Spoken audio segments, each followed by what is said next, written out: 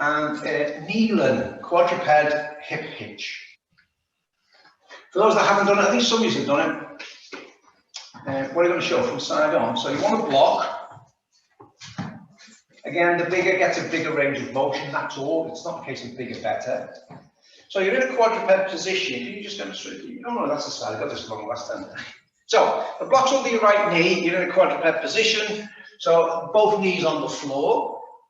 So that automatically depends on the size of the block, but it will knock your pelvis. So time looking at it from that way, Tiny's pelvis is dropped on the left side like that. That's where it should be. So what Tiny's going to do, we're going to do what we did before.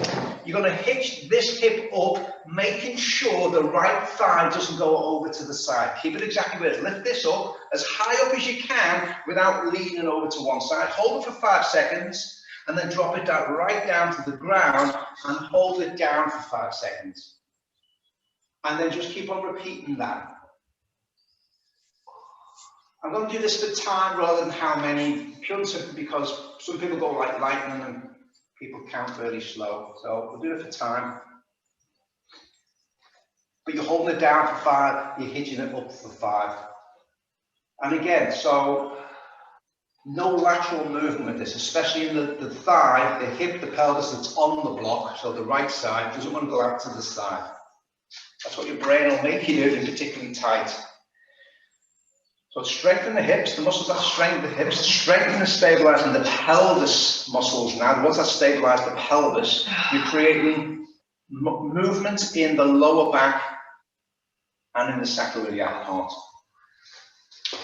More on the other side, so you might still feel it in muscles on the other side. Where do you feel it, man?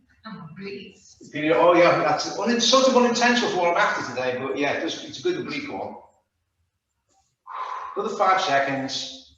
If your wrists are hurt, and you can do it on your fist, I'm not worried about the hand position. 10 hands forward, out to the side, whatever works for you. And come off that and swap over. It might feel odd. Doesn't matter what side you start with after doing that for a minute. It'll feel odd. Away you go, another minute to then.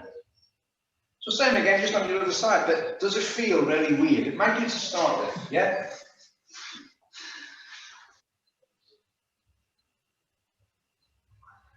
You have a lot more mobility on that side. I just see there's more, so Tanya, I can just see on this side, assuming she's doing it right, there's so much more mobility.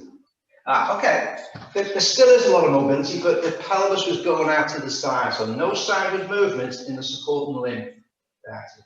That feel different now. So just check that. If you are noticing the difference, did you do it identical? Or unbeknownst to you, is your body leaning or swaying to one side? So you're sending the hip, the pelvis directly up to the ceiling.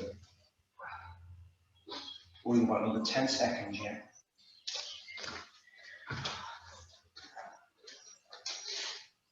Quite risky, can be quite risky. Try it on your knuckles, like I said. And come down, give your wrists a bit of a stretch.